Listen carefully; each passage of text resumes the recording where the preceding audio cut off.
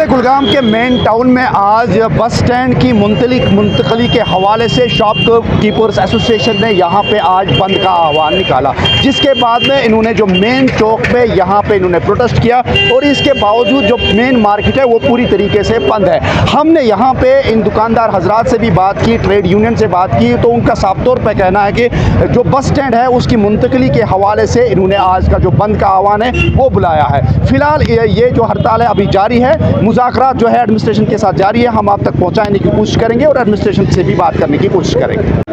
ये जो आज का प्रोटेस्ट है ये हमें कुलगाम की डिग्निटी और सॉवरिटी के लिए हमने किया है।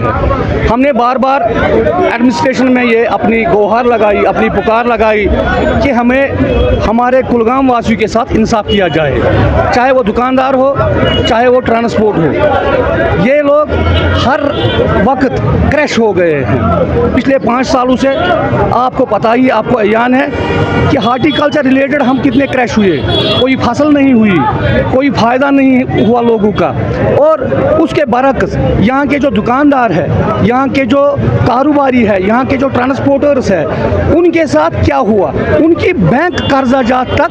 वो डिमांड क्या है और आगे आपका लाएअमल क्या रहेगा? हमारी इस वक्त की डिमांड सिर्फ और सिर्फ ये है कि कुलगाम के साथ इंसाफ किया जाए, टाउन कुलगाम के दुकानदारों और ट्रांसपोर्टरों के साथ इंसाफ किया जाए।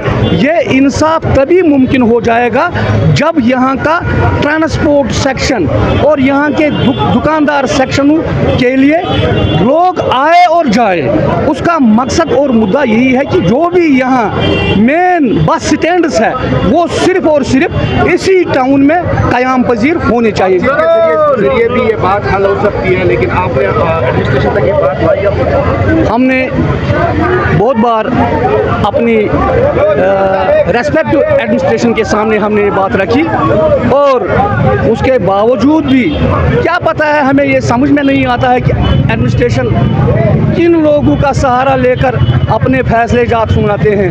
हमने हर वक्त ये नहीं कहा हमने कि हमारे लारू के साथ कोई इश्यूज़ है, हमारा चवलगाम भी अपना है, हमारा ये जो आड़पोरा ये भी अपना है।